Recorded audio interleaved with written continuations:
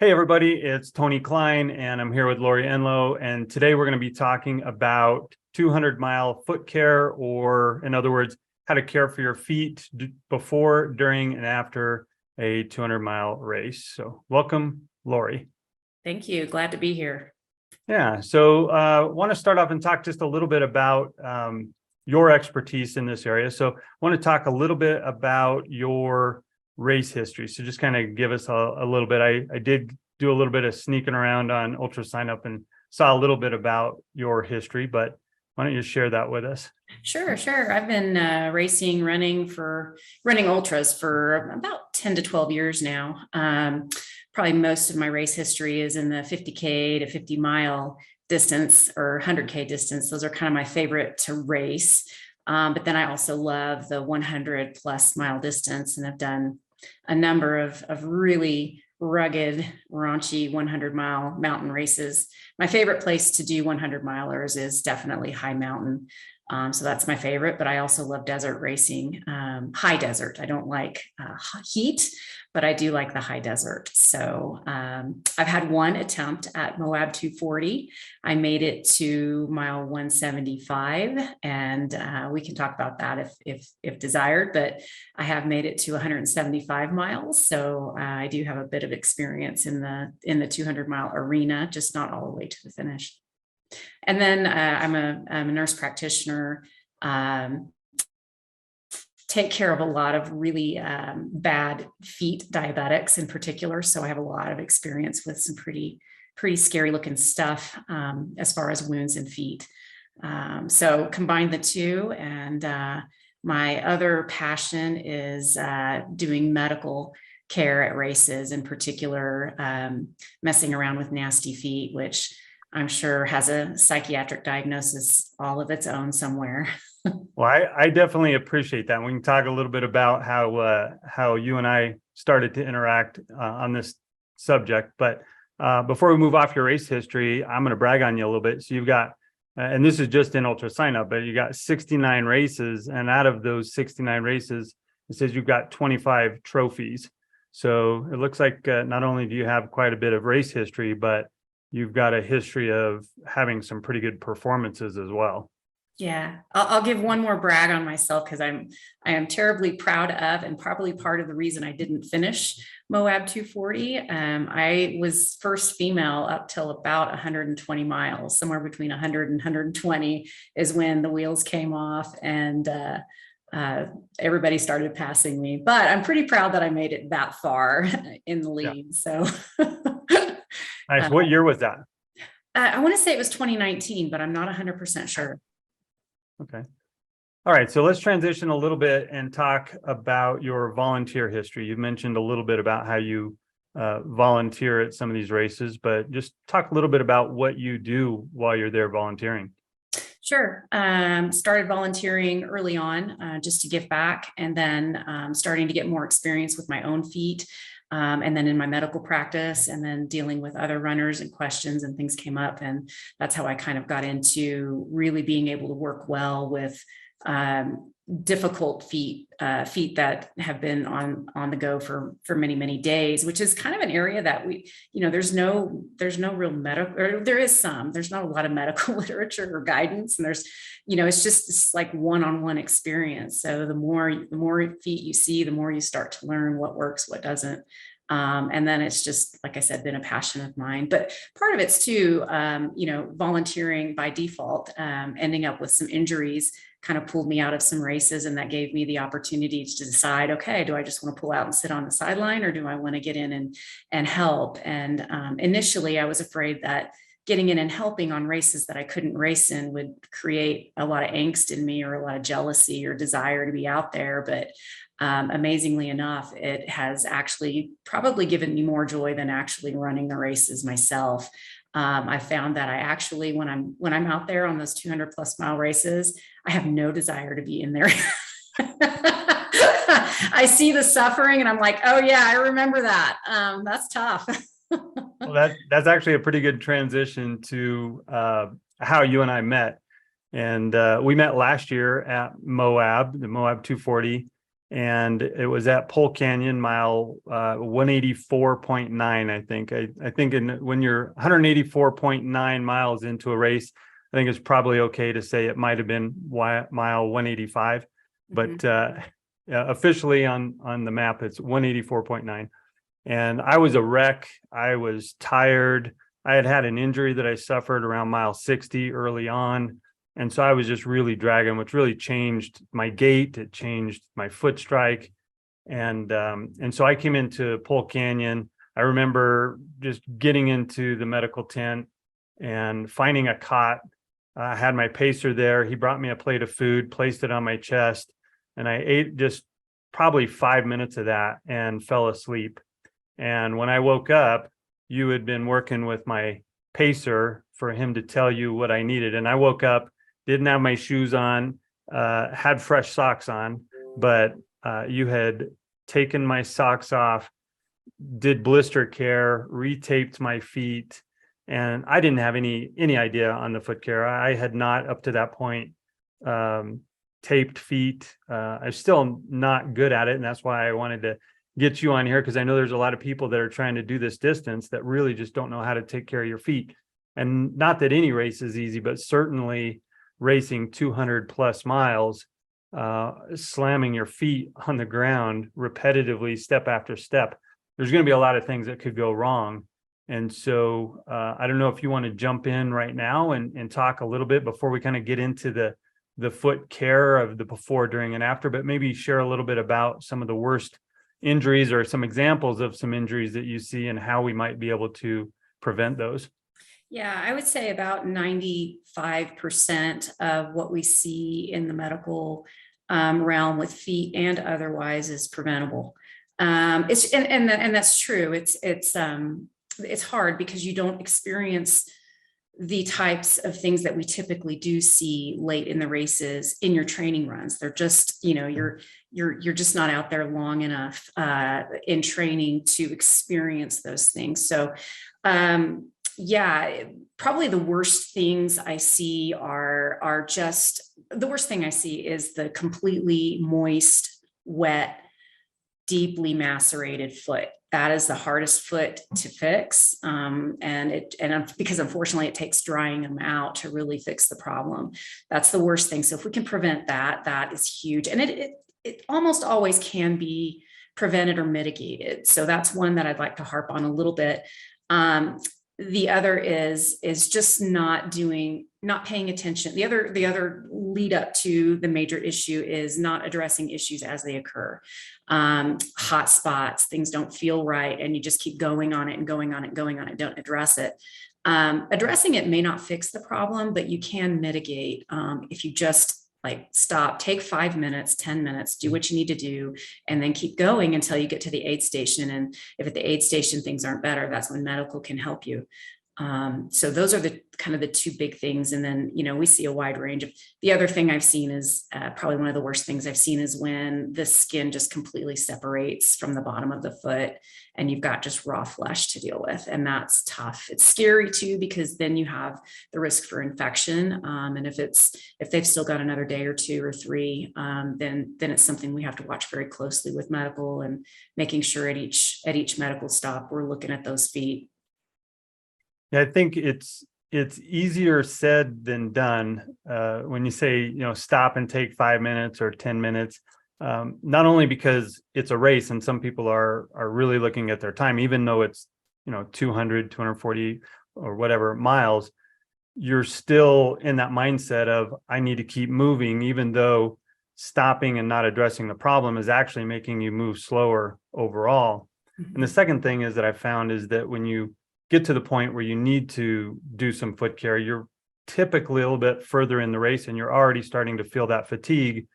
And so you've got a little bit of brain fog, or you're just tired, and even frankly, bending over out on the trail and taking your shoe off and adjusting a sock a lot of times is just, you have to mentally will yourself to do that, because otherwise it just seems like this unsurmountable thing that you have to take care of. And so other than having gone through it and seeing the damage that gets done, any any suggestions on how to address it before you get to that point? Yeah, okay, so a couple things. One, even though your feet are fine in training, practice taping, practice using lube. You don't need it. I mean, I don't typically use any kind of lubricant on my feet unless I'm in a 200-mile race or a 100-mile race. But I do just practice, see what it feels like, see, just so you know what things are like, and then practice taping, those kinds of things. And prepare yourself a kit for feet for your race to put in your pack. I keep one, and I'll show you what I use. It's super light and it will save your life, save your feet for sure. And then the other thing that you mentioned that I think is crucially important is on races, long ultras. When you start to rationalize with yourself, that's when you know you're in trouble. So don't let yourself rationalize, going ahead and like we have this conversation, take care of the problem when you feel it. You feel a hot spot, that's the time to stop. If you have a kit and you have what you need, stop and address it. When you start catching yourself rationalizing, well, I only have 5 miles to the next aid station. God, I'm so tired. It's going to take more energy to bend over and do that. I'm going to hurt more when I start running. If I sit down for 5 minutes, everything's going to hurt more. Those are all rationalizations. And so that's one red flag in my brain. If I'm starting to rationalize with myself, then I'm probably headed down the wrong track. And I just need to do what I initially thought I should do, which was stop and take care of the feet. And I remember specifically Leadville 100. I had a hot spot. It was like mile, 40 something. I was like 6 miles from the next aid station, and it was early on. I was like, I only have 6 miles to go, and start that rationalization. And the thing that saved me for that race was I just stopped, sat down, and did it, and had no trouble with my feet the rest of the race. So had lots of other troubles, but my feet were okay. Yeah. Well, I know you had mentioned earlier before we started recording that you had some examples. I don't know if you want to jump to those now. Yeah, absolutely. And let's scare the people a little bit, sure. just to show them what you've seen and experienced. And I've got to give credit to Brian Wilford. He is the medical director for the race series for Destination Trails. He's out there on all their races. He's our medical director. He's who I work for. And he sent me these images. These are some of the goodies. So we'll go here. This is what we hate to see, is a really dirty, and I don't know if you can see my arrow, but really Sure. dirty, nasty foot. And here's the tape that's come off. So, again, don't wait until you get to the aid station and things are falling apart. Take care of it. So, clean feet, clean tape. He's got a blister here. But we can talk a little bit more how I would manage this. Basically, when we get into the aid station, what we really like for runners to do, if they want us to address their feet, preferably we prefer you take care of your own feet. This is your race. We've all, and as medics, most of us have been in the ultra scene. We had to take care of our own feet. So if you can take care of your own feet, but oftentimes you just don't know what to do. But in this situation, you come into the aid station and things are looking like this. You got to get the feet clean. All of the aid stations, at least at Destination Trail, have baby wipes and cleaning supplies. If you don't have your own, which you should, in every drop bag have baby wipes and alcohol wipes. Clean those feet, get all that gunk off, and then we can decide if we want to pop that little blister, just leave it alone, and retape things up. Before you move on to that, before you move on to the next one. So I know this is going to be speculation because you didn't actually take this picture, but this to me looks like this had been going on for a while. Before the tape was taken off. Right. So here's what I think happened here. Very likely this person pre-taped and taped going into the race, and then just never looked at his feet or did anything to his feet until he felt things were falling apart. And I'm guessing that this tape was probably rolling back and falling off. Actually, it looks like there was there's been some intervention in here a little bit too. There's another little piece of tape here and there. So if you address your feet, the first thing you do is clean your feet before applying more tape. If you can, and granted, sometimes you can't, but anytime you're getting ready to address those feet, just clean them first. Okay. Next one, this is the one that we really just kind of go, oh,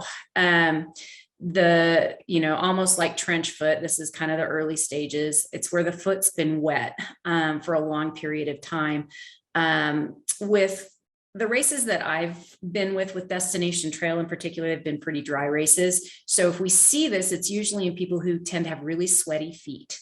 So the most important thing, we got to prevent this. This is probably one of the worst scenarios.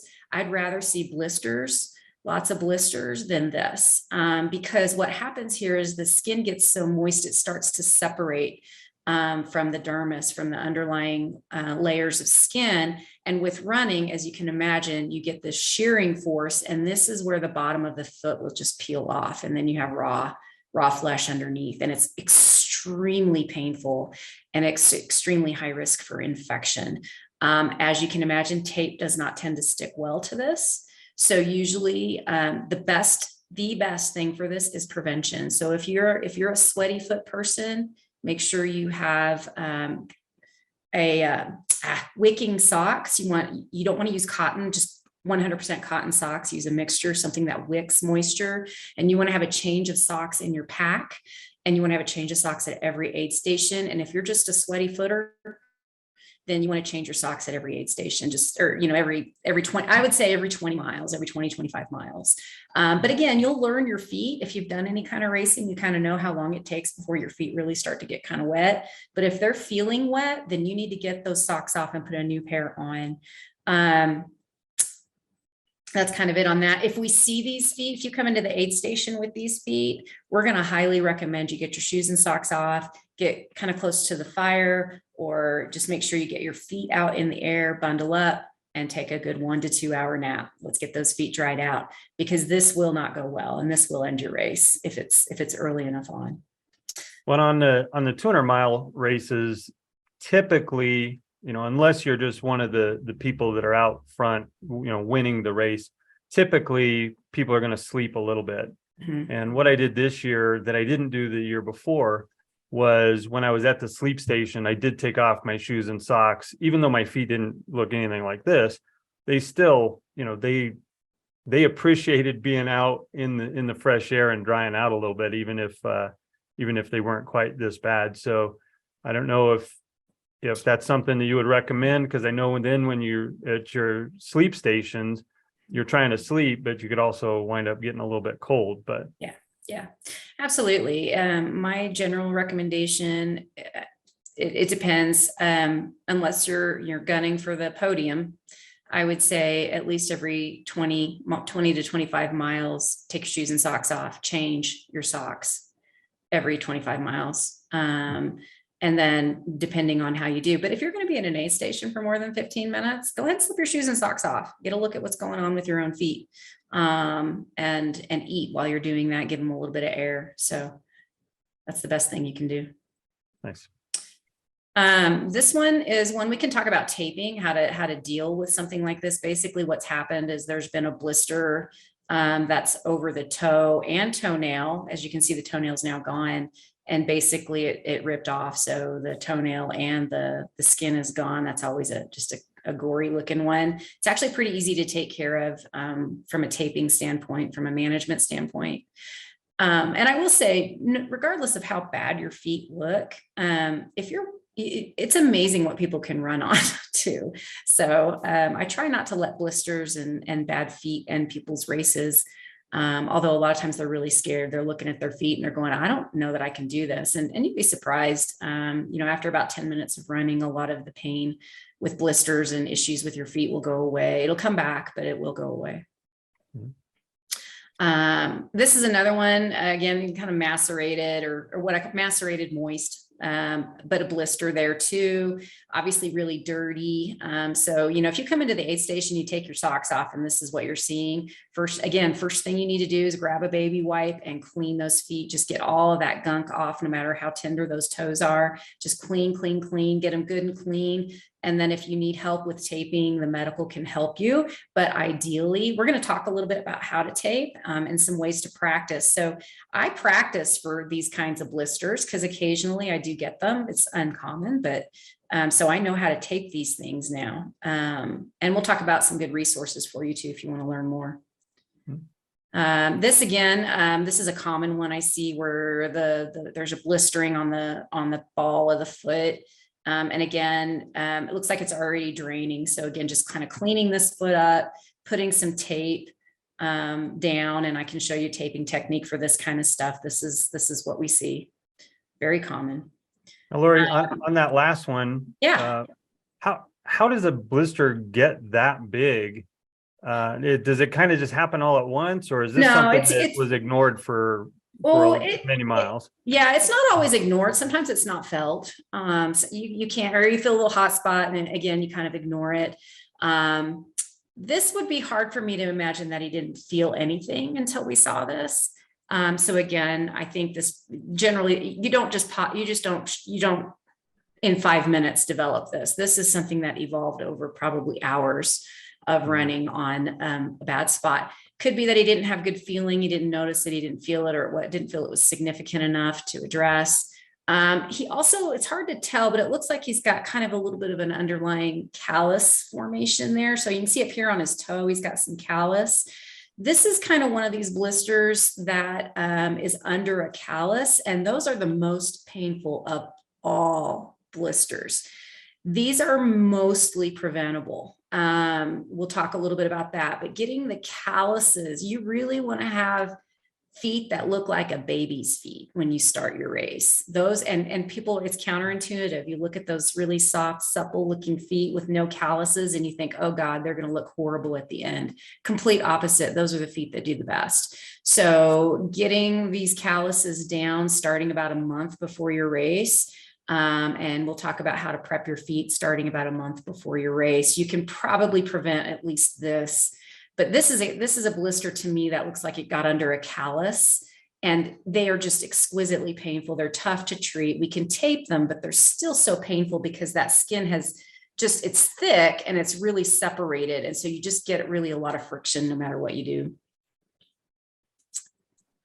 This is just a blood blister under the skin. This is one, and there's two schools of thought, to pop or not to pop. This is one I probably would pop and drain, because even if I put tape over that, the friction is probably going to cause this, it's just the friction in your shoe is probably going to cause this to grow and spread, and it likely will eventually pop while you're running anyway. So I will generally pop that so that I have control over how small a hole I make in that, as opposed to it popping and becoming kind of a big open mess. I can control it a little bit better by going ahead and making a little nick in there and just draining it flat and leaving the skin intact over it, and then taping over that. And that way they have the layer of skin flush, and then tape over it. And so you're less likely to get this. Whereas right here, you've got this blister. So you've got this space. And when you're in your shoe, you're doing this, and that blister just gets bigger until it ruptures. So it kind of depends on the blister. And I think that's all I've got on the images. So I'm going to stop sharing there. All right. Okay, so now that we've seen sort of what can happen, let's talk a little bit about how we can prevent that. So let's start with before the race. I know you mentioned a little bit about a month before, start working on those calluses. But what else can we do leading up to the race besides just shaving those down? Yeah, so pumice stone, and after you get out of the best time to do it is after you get out of the shower. So when you get out of the shower, pretty much every couple of days for the month before your race, file down with a pumice stone on those calluses. It's best to do it after you have wet feet because it files them down much faster. When you're done doing that, slather your feet with Vaseline and put socks on. It's easy as that. And if you'll do that at least 5 days a week, 3 to 5 days a week, for the 4 weeks before, you're going to have feet that are in really great shape for racing, and not having problems. So those are the two biggies. As far as trimming nails, if you're going to trim everybody should trim their nails, but don't trim your nails the day before the race. Minimum 5 to 7 days before the race, because if you accidentally get it a little too short, or you get a jagged edge or whatever, 24, 48 hours before a race, it can become very painful and a big problem. So generally I do recommend making sure your nails are trimmed short, but not too short, rounded edges, and just make sure you're at least 5 days out before you don't do it the day before the race, unless you have to. So those are the big things. And then again, in the training period, practice taping. Practice lubes. I don't recommend powders. Everyone's a little bit different. If you like powder, you can use powder. But the problem with powders and sometimes spray powders is that they will ball up and then they become abrasive. And so they can actually become more of a problem. I don't recommend it, but some people do great with powders. Okay, so let's transition into our feet are looking good. We show up at the starting line and it's go time. Let's talk a little bit about, do you have any recommendations on shoes, socks? I've heard people talk about later in the race, upsizing their shoe a half a size or a full size. So let's just talk a little bit about what you would recommend as far as equipment or gear goes. Okay. Most important, moisture wicking socks. Not Walmart, Hanes, all cotton. Okay. Good socks. And make sure you've worn those socks training. Okay. I've had that happen too. They're like, oh, hey, I got these new socks the day before the race and it's a disaster. So practice with your socks, get good socks. Shoes, it kind of depends on the race. I would say I generally recommend very breathable uppers. That way, if your feet do get wet or your shoes do get wet, they drain. If you're a sweater, they breathe, that kind of thing. I don't personally recommend waterproof. Even in wet situations, what I end up seeing happening is that the waterproof isn't 100% waterproof. And you sweat. So you either soak your foot from your own sweat, or more likely water still gets in. And now you have you have trench foot. It's just a bad scenario. So I don't recommend waterproof shoes, waterproof socks. But again, there's always the exception to the rule. And there's always that one person that says it works beautifully for them. So that's keep that in mind. Gaiters. I highly recommend gaiters. They're breathable. Most of them get breathable ones. But most races are sand and dust, especially over 200 plus miles, no matter where it's at. That gets through the upper of the shoe, it gets into the socks, and it gets down to your feet. And it's extremely abrasive. So I highly recommend gaiters for any race above 50K in particular, 50K, 50. I will most likely, most people that are going to be watching this know what gaiters are, but there's always new people coming into the sport. So explain a little bit about what gaiters are and how they actually help. Yeah, so they're just usually a fabric, kind of like a sock that goes over your shoe. Some good ones I have found. Dirty girl gaiters are cute. Those are fun. They have, and they're fairly light and they're breathable, and they hook on to the front of the shoe and they come on like a sock and then they attach to the back of the shoe. So they prevent sand from getting down into your socks and into your shoe. Also, they help protect the upper part of your shoe as well, which can get sand between the shoelaces and things like that.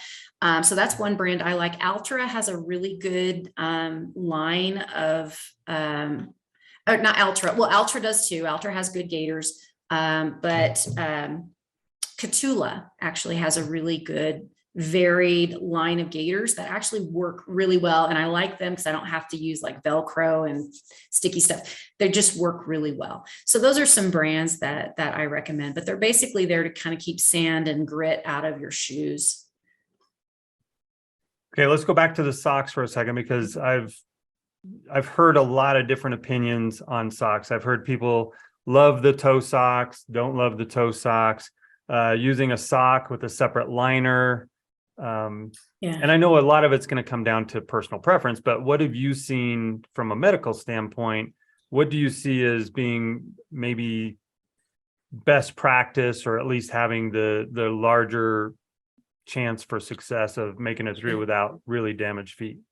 I'm probably biased because I use them myself, but I find the toe socks, typically I see better feet with those, because they prevent the moisture between the toes when you're in between your toes gets moist and they rub, you get the blisters. But not only that, it just gets moist and macerated, like that one foot I showed you that looked like it'd been soaked in water.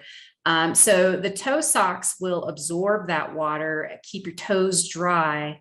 That's my preference. But again, everybody has kind of different shaped feet and toes. And some people, they actually get more blisters with toe socks. I've heard a few stories of that. So again, practicing with whatever you like. I do recommend trying the toe socks. I've really seen good results with them. So that's kind of my opinion. Okay. Yeah. And then the then shoes, again, just whatever's comfortable for you. And then as far as sizing up shoes, that's kind of it can be a double-edged sword. It's something that it's hard to practice with that because your feet don't typically swell unless you've been on them for like 48 hours straight.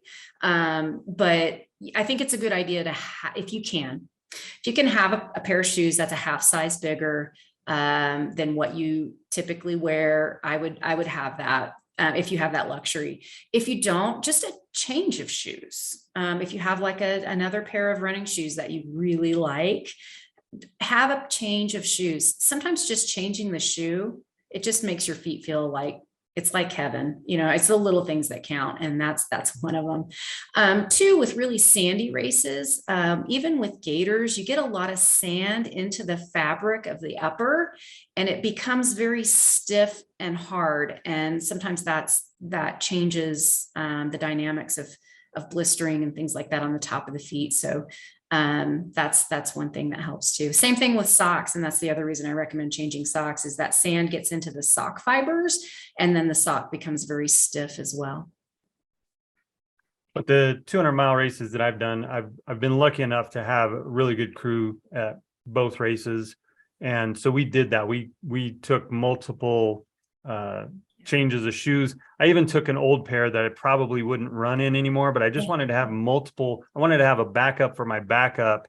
And this year, when I got into Shea Mountain, I put on a fresh pair of shoes. It was like mile 121. And by the time I got to Dry Valley, it was only 18 miles, but I had stopped and monkeyed with my shoes for probably 6 times where I took the shoe off.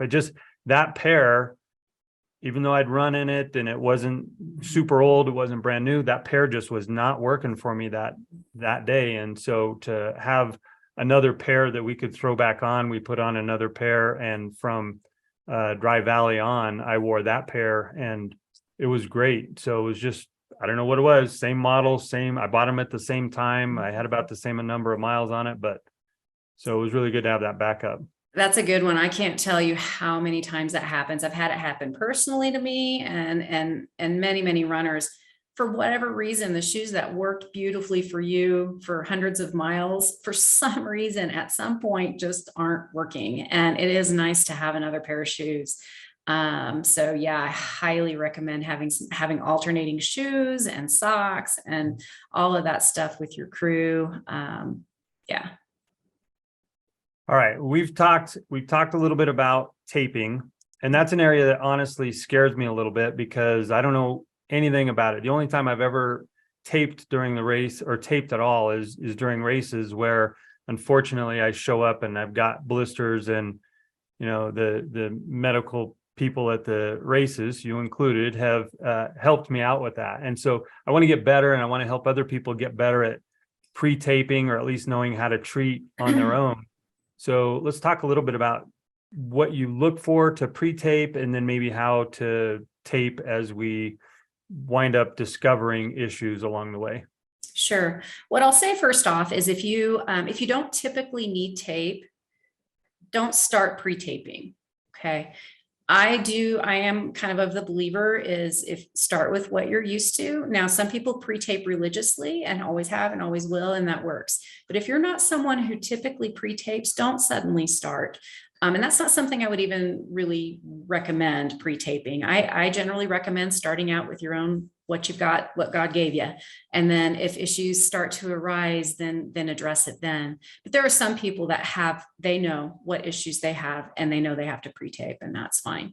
There's 2 types of tapes that we typically use at the aid stations.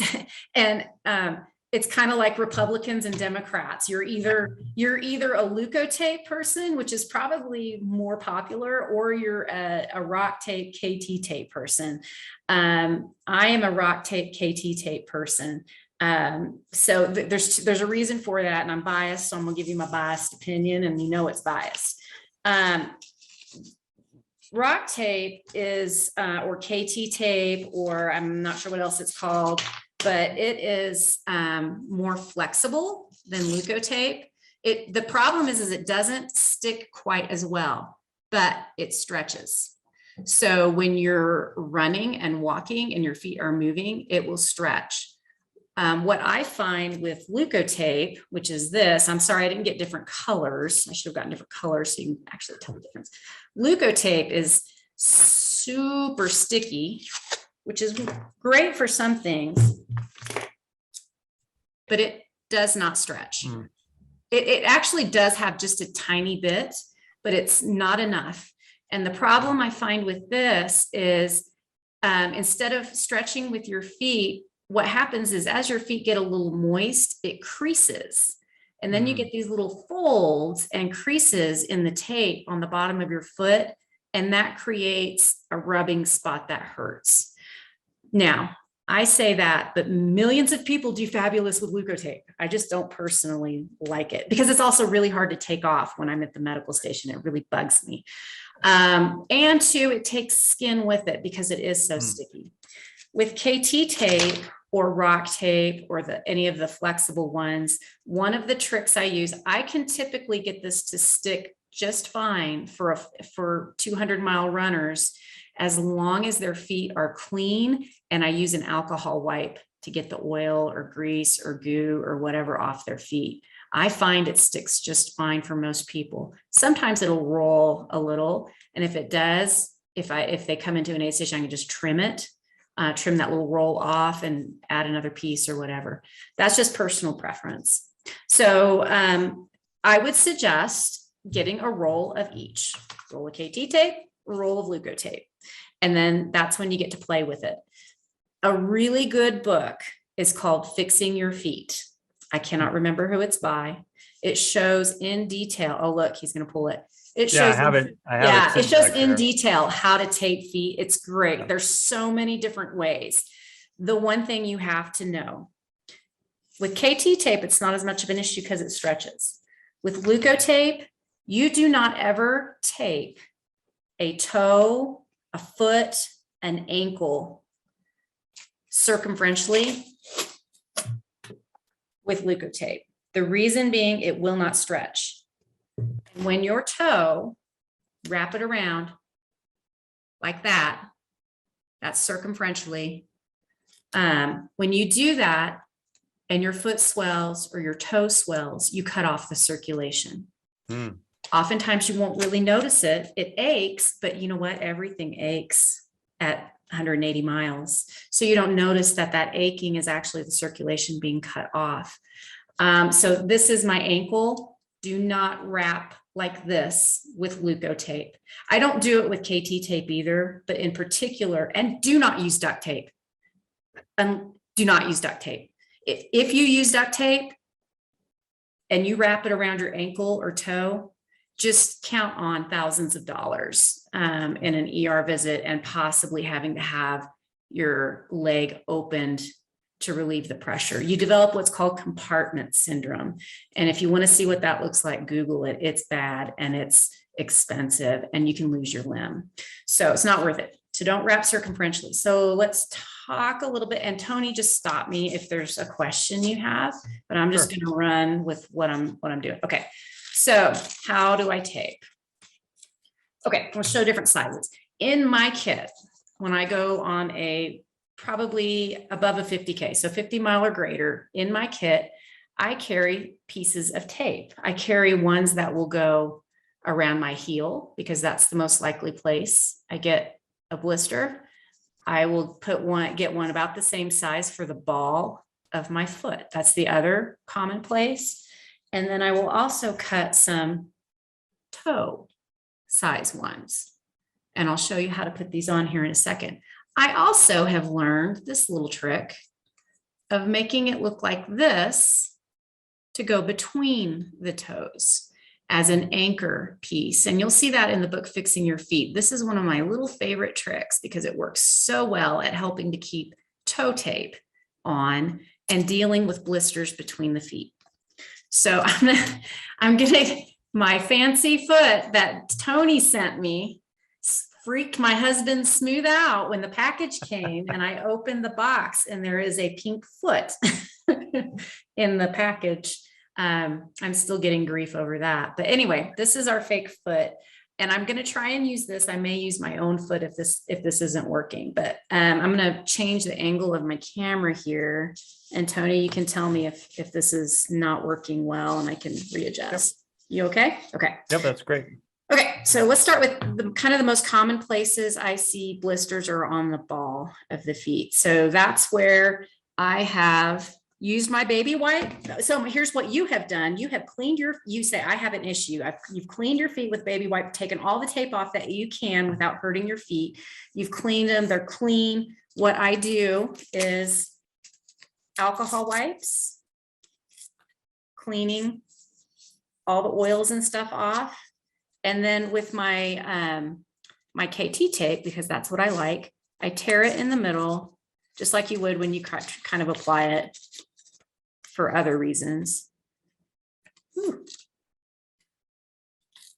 And I kind of start at the top of the ball of the foot and I get right up by the toes where the crease is and come across and fold it. Now here I've got a little wrinkle here. I don't know if you can see that. Mm-hmm. So I'm just going to go ahead and make that a crease. Okay. So I've got this crease here. Yep. Oh, there's one over here too, because our feet aren't perfect. And so we get creases in tape. What you want to do if you get a crease is you want to pinch it up. And then you have your little sewing scissors. I'm going to turn it this way because it's easier for me to cut. You have your little sewing scissors in your kit. And you just trim that crease flush with the skin and it becomes flat. Okay. Now it's not on my model because I didn't get close enough, but I can actually do a better job on a human foot because the human foot bends and this doesn't flex. Sure. But you can get a flat crease. So that's what I do there. And then like here, I got it kind of up in the toe area. So I'll pull it back. And that's the nice thing with KT tape is I can pull it back and kind of fix the positioning of it so that it's not up in that crease. So you kind of want a smooth, flat tape job. Okay. And then if you have a little crease, just pinch it up and trim it. And I'll kind of show how that works on toes. So we've got our toes here. Say we have a big blister right there. I'm a popper. So generally, if there's a blister up here, big blister, I'll usually pop it, drain it. But again, I clean the feet first, before I tape, alcohol. And then now I've got my toe piece and we'll say the blister's just right over here in the corner. What I'm going to do is my dog is whining in the background. She wants in. Mm-hmm. What I'm going to do is I'm going to start kind of below where the blister is, below the toenail, and just up and over. And look, I've got that big, huge extra. Don't worry about extra tape. You can trim it. So again, I don't know if you can see, but I've got all that extra stuff there. So again, what I'm going to do is get close to the skin and trim all of that extra. And it doesn't quite work on this model, but just trim that extra and it makes it flat. Okay. So now after you trim that off, do you have to put another piece around that to keep that flap from opening up, or it just typically you don't get a flap. Typically with it's just this model because I can't really get it's not flexible, but I can usually get rid of that. Now, if I can't and I'm worried, usually what I find though, even if there's just a little crease there, it doesn't usually bother them. But if it does, or we're worried that it does, yeah, you can absolutely just get another piece of tape and go over it and cover it. again, for you get blisters down in the side of the toes or down at the base in between, that's where I'll use this little guy. And I'm just going to kind of show you, I slip it between the toes. And then I kind of tear my tape because the KT tape is so flexible. I can actually get it between the toes and then take the backing off and make it flat. Oops, sorry, make it flat. Mhm. Okay. And And so I've noticed on all of those, you've got rounded edges around the corners. yeah, always on your edges of your, so, you know, as you cut a piece of tape, you've got these square edges, those tend to roll. So if on every time you always have rounded edges, just kind of cut the corners off, and that'll keep it from rolling as easy. And so again, with toes, I tape this way. It's very easy for people to want to tape around the toe. It can be done. I've seen lots of Leukotape. I've seen lots of things around the toe and it not be a problem, but I have seen it be a very, if it's a problem, it can be a very serious toe losing problem. But a lot of people, and even with Leukotape, like I said, I've seen lots of people, and probably many of you have done that. You've wrapped around the toes and you've not had any problems. It's pretty rare, but I recommend wrapping this way. Because you're not going to cut off circulation to the end of the toe. It's not going to be an issue. And you kind of also, one of the things we learn is you want to follow the forces if you can. So your foot's going this way. If I have tape around the toe, I've got a seam that's going across this way. The forces are going this way. So the tape's going to roll. Since the tape is going this way, my forces are this way, I have nothing to roll. Sure, makes a lot of sense. Now, sometimes that's not possible. Obviously here, we've got this seam here. There's not much you can do about that. But with the toes, you really can. And the toes are the ones that get the most force anyway. So if you can tape this way instead of around, you're going with the forces of the feet. If that makes sense. Yep. So heels, same thing.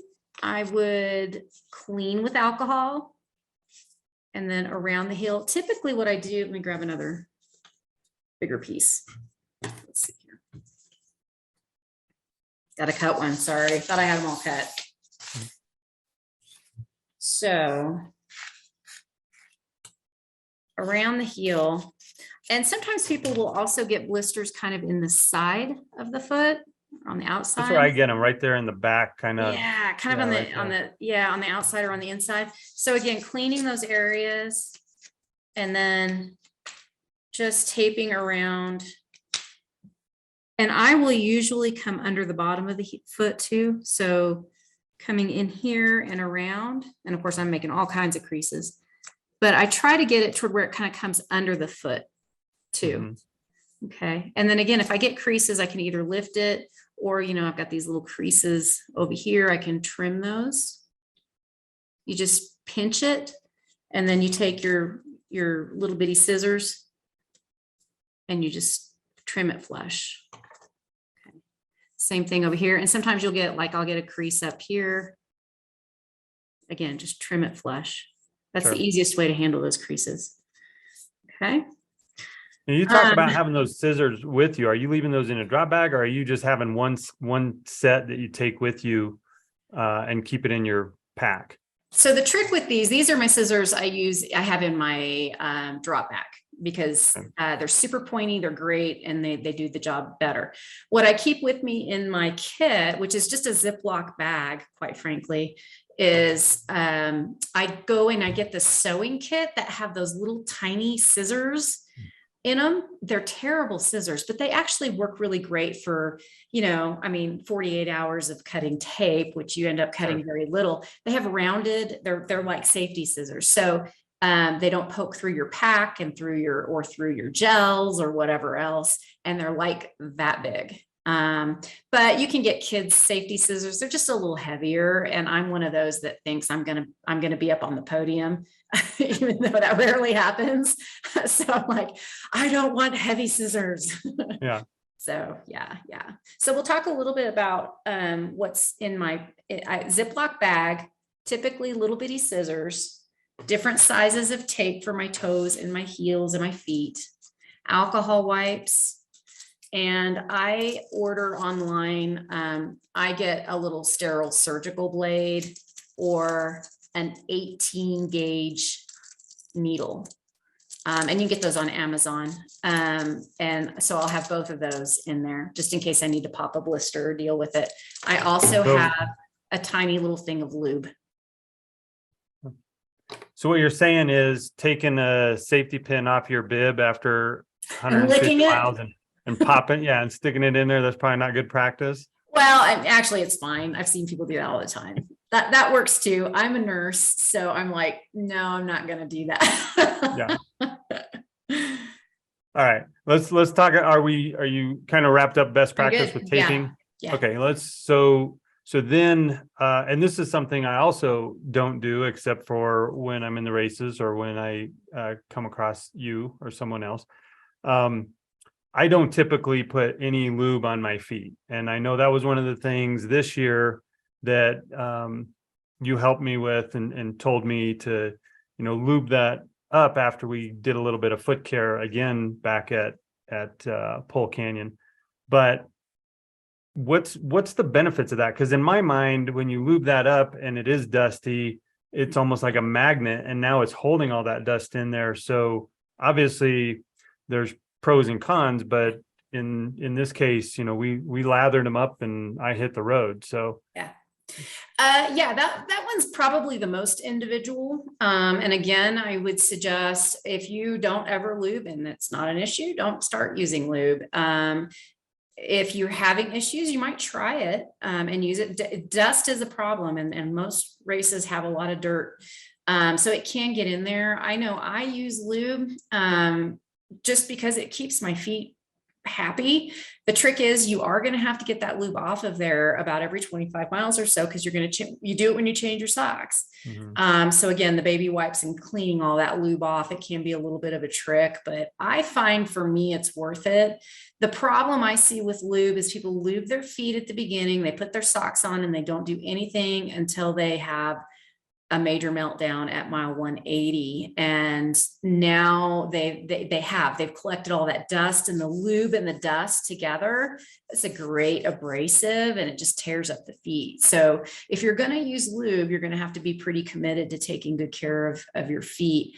I just find it helps keep me from getting my typical blisters, and mine are the toenail problems. I tend to kind of ram my toes into the end of the toe box. And so I use, I personally use Run Goo. It is like Desitin. It's a really thick paste, but it seems to really keep me from getting blisters and from needing tape, because tape does to me, it's like, it takes time, it's a hassle. And if I can lube my feet really good and not ever need anything else other than having to take it off every, 25 to 50 miles or so, then so be it. So it's kind of one of those things. Everybody's a little bit different. I don't generally recommend using like Vaseline because it just kind of rubs off pretty quick. And again, you have the grit. I like the Run Goo because it's that Desitin. So and I grease my feet up good. I mean, I just like lather them up and then put my toe socks on. And so it just seems to work really well. And I've never had an issue with dirt and that kind of stuff, but I do change my socks. When I was doing the 200 miler, I changed them about every 50 miles. And that seemed to work well for me. All right, before we move on to the aftercare, after we're finished with the race, I want to touch on one last thing. And this kind of is a good transition because blisters don't go away at the end of the race. So let's assume we've got blisters or a blister. And, I've not being in the medical field, you hear all of this different advice, to pop or not to pop, and which ones you should pop and which ones you shouldn't. And, frankly, until you showed me that picture with the blood blister, I hadn't even thought about the fact that there might be a different philosophy with popping one, just a regular blister versus a blood blister. So any kind of best practice on that, or is it just individual by the blister? It's a little bit individual, but my kind of the way I go about it, it's very determinant on what the blister is. So if it's a tiny little blister on the heel that's really well intact and not a big deal, taping over that to me makes the most sense because the friction isn't huge there. And if it's a small enough blister, it's probably not going to like spread quickly. And so I usually leave, if I don't think it's going to pop and I don't think it's going to spread rapidly, I usually try to leave them alone because intact skin is always better than open skin. However, if it's along the edge of the toe where the toe's getting hit a lot, those blisters, when I see them, they typically do spread around the toenail and then kind of progress their way down the toe. So a lot of times I will pop those blisters. But again, I clean the foot, alcohol, I have a clean blade, or if it's a safety pin, I wipe it down with alcohol. And I try to just make as small a hole as I need to drain that blister and then tape that up. But I always do put tape over it because then again, that also protects it. Mm-hmm. So it just kind of depends on what the blister's like. Small blisters that don't look like they're going to spread and progress and be a big issue or pop on their own, I'll leave them alone. Blisters that look like they're going to spread and be ugly or pop anyway, I'll go ahead and pop. Okay. And any difference between a blood blister versus? No, it's just, it's just a collection of blood instead of just regular fluid. It's not a sign that there's anything more serious going on. Okay. All right, let's transition then into the race is over. We've gone home. Our feet are, your feet are a mess after 200 miles, whether you got blisters or not. They're tender, they're sore. What's the best way to get them to recover as quick as possible? Yeah. So first thing is cleaning your feet. First thing you do when you get back to your hotel, and try to get somewhere where you can take a shower and clean your feet. Everyone's a little bit different. I kind of get in the shower and I just go ahead and shower and antibacterial soap, Dial, whatever, and just clean my feet. I don't worry about the tape. I don't worry about anything else. I just clean as best I can, get out, pat everything dry. And that's when I sit down and kind of look at my feet. I use that's when I am, now we're talking about getting tape off of feet. For the novice, just getting salt water, Epsom salt and water, warm water, soaking the feet, and then just gradually kind of peeling back the tape. Don't rip the tape off. I did that once and it was after Moab 240. I got in the bathroom and I did the shower and I got out and I was looking at the tape on my toe and I didn't realize there was a giant blister literally from the base of my toe, nail, everything over the back of my toe. And I just grabbed, because it was KT tape and I'm used to it coming off pretty easy, took that KT tape and I ripped it and I completely degloved my toe. Took the whole skin, nail, everything, and I almost passed out. And I had to have somebody else help me get the rest of the tape off because it was bad. So don't just rip tape off your feet. Be very gentle and deliberate. Couple things. If you can't get the tape off, trim the edges and then just soak your feet daily. Another great soak that's kind of an antiseptic and a drying agent is witch hazel. So I'll soak my feet with like half witch hazel, half warm water. And that's a bit of an astringent. It doesn't really remove the tape, but it's a good cleanser to do daily, or salt, Epsom salt and water. And then just kind of gradually work the tape off.